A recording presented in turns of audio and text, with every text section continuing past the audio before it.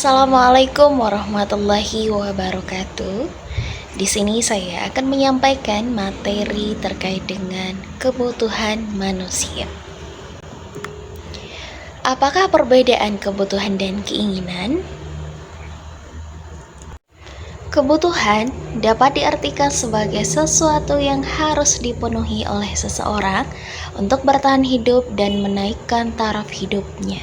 Sedangkan keinginan dapat diartikan sebagai sesuatu yang tidak harus dipenuhi oleh seseorang, di mana tanpa hal tersebut sebenarnya ia masih dapat hidup dengan layak. Adapun jenis-jenis kebutuhan, yang pertama adalah kebutuhan menurut intensitas, yang kedua adalah kebutuhan berdasarkan waktu, dan yang ketiga adalah kebutuhan menurut sifat. Terdapat 3 komponen kebutuhan ekonomi menurut intensitas. Yang pertama adalah kebutuhan primer atau kebutuhan pokok, merupakan kebutuhan yang paling penting dan utama agar manusia dapat melangsungkan hidupnya. Contohnya, pangan, gizi, misalnya dalam bentuk makanan dan juga minuman. Yang kedua adalah kebutuhan sekunder, merupakan kebutuhan yang boleh didapatkan usai kebutuhan primer terpenuhi.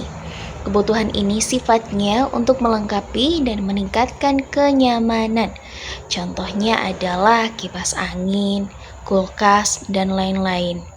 Yang ketiga adalah kebutuhan tersier, adalah kebutuhan yang biasanya berkaitan dengan peningkatan status sosial. Adapun contohnya adalah perhiasan, mobil, villa, dan lain sebagainya. Selanjutnya, kebutuhan berdasarkan waktu. Terdapat 4 komponen dari kebutuhan ini.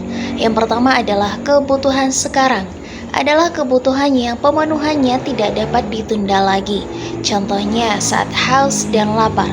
Untuk mengatasinya, Anda harus minum atau makan. Yang kedua adalah kebutuhan akan datang, berarti tidak bersifat segera. Kebutuhan ini berfungsi untuk menjaga atau memberi ancang-ancang demi kelangsungan hidup di masa mendatang. Contohnya adalah tabungan.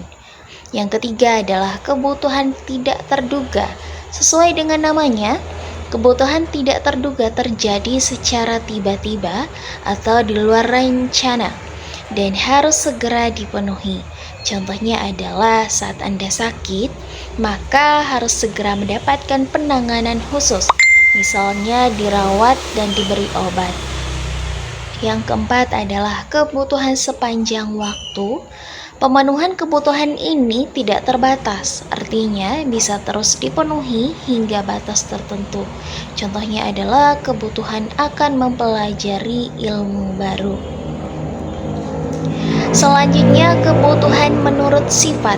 Adapun komponennya ada 2. Yang pertama adalah kebutuhan jasmani, berkaitan dengan fisik manusia. Contohnya olahraga agar tubuh segar dan tidak mudah sakit.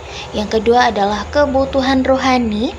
Kebutuhan ini tidak tampak secara nyata karena dirasakan secara batiniah sehingga memunculkan rasa bahagia, gembira, lega, dan lain sebagainya.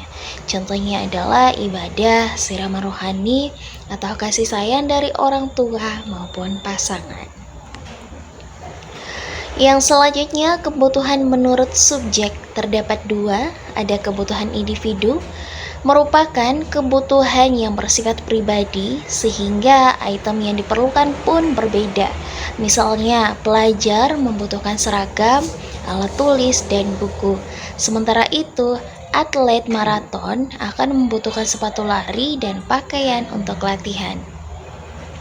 Yang kedua adalah kebutuhan sosial, merupakan kebutuhan yang memiliki manfaat bagi banyak orang sehingga kelompok tersebut merasa lebih sejahtera, tertib, dan aman. Contohnya adalah rumah ibadah dan rumah sakit. Sekian dari materi yang dapat saya sampaikan, lebih dan kurangnya saya mohon maaf. Wabillahi taufiq wal hidayah. Wassalamualaikum warahmatullahi wabarakatuh.